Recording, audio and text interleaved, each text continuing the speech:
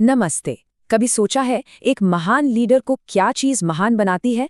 असल में ये वो काबिलियत है कि जब हालात मुश्किल हों तो वो सही फैसला ले सकें।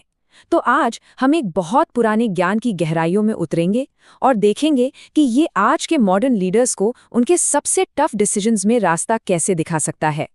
जरा सोचिए, आप एक ऐसे मोड़ पर खड़े हैं जहां हर रास्ता धुंधला है, कुछ साफ नहीं दिख रहा। कोई भी एक फैसला आपकी पूरी टीम को बिखेर सकता है या आपके मिशन को ही डुबो सकता है।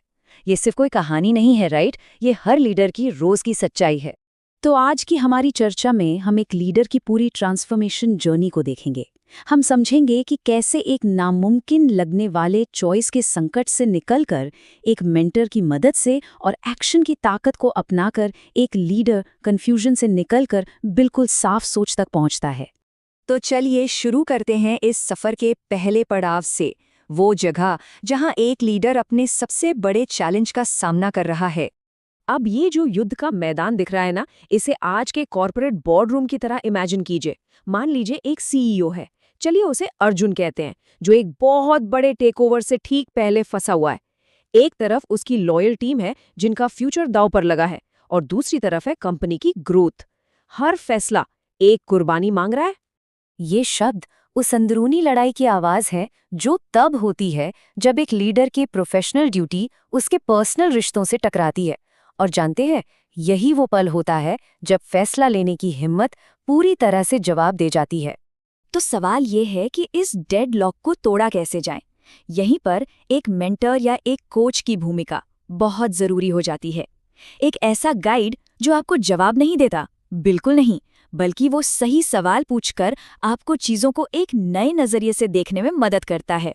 एक अच्छा कोच कभी ये नहीं बताएगा कि क्या करना है, वो सिखाएगा कि सोचना कैसे है।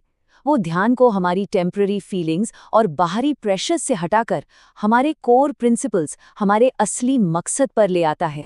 और यहाँ देखिए, दो अलग अलग दुनियाओं का फर्क बिल्कुल साफ है। एक तरफ है हमारी फीलिंग्स का तूफान, नुकसान का डर, लोगों से लगाव, अप्रूवल की चाहत, जो हमें कमजोर करता है।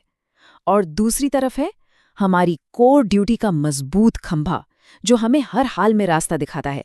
चलिए अब बात करते हैं उस सबसे पावरफुल टूल की, जो एक लीडर को अनसर्टेनिटी के समंदर में एक एंकर, एक लंगर की तरह थाम लेता है।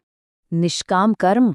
अब इसका मतलब इनएक्शन बिल्कुल नहीं है, बल्कि ये तो टोटल एक्शन है। ये आर्ट है अपने काम को पूरी एक्सीलेंस के साथ करने की, बिना इस बात की फिक्र किए कि रिजल्ट क्या होगा। मतलब फोकस प्रोसेस पर है, आउटकम पर नहीं। सोचिए जरा, ये कितना लिबरेटिंग आइडिया है। जिस पल एक लीडर ये समझ जाता है कि कंट्रोल सिर्फ अपने एफर्ट्स पर है, रिजल्ट्स पर नहीं, वो डर की सारी जंजीरों से आजाद हो जाता है। और तभी वो असल में बोल्ड डिसीजंस ले पाता है। और ये सिर्फ कोई फिलॉसफी नहीं है, ये एक प्रैक्टिकल प्लेबुक है।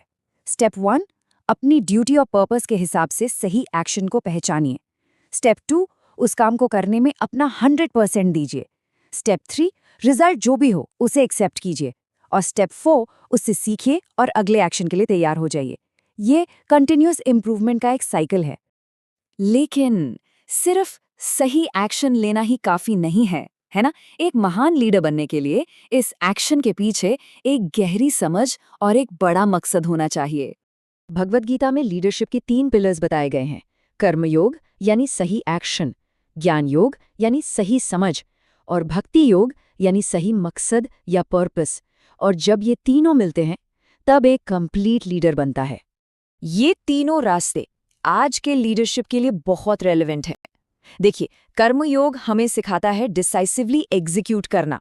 ज्ञान योग हमें स्ट्रेटेजिक क्लैरिटी देता है ताकि हमें पता हो कि सही एक्शन है क्या। और भक्ति योग हमें हमारा क्यों, हमारा वाई देता है, यानी अपने मिशन के लिए नॉन निगोशिएबल कमिटमेंट। और अब हम इस जर्नी के आखिरी पड़ाव पर हैं, जहां हम उस लीडर का पूरा ट्रांसफॉर्मेशन देखेंगे, शक से पक्के यकीन तक। याद है ना, हमने कहां से शुरू किया था? एक ऐसा लीडर जो कंफ्यूजन और डर के अंधेरे में खोया हुआ था, जो कोई भी कदम उठाने से हिचक रहा था। और अब इस ट्रांसफॉर्मेशन को देखें। शक की जगह ड्यूटी की क्लैरिटी आ गई, रिजल्ट की चिंता की जगह डिटैच्ड एक्शन आ गया, और पर्सनल गोल्स की जगह एक बड़ा मिशन आ गया।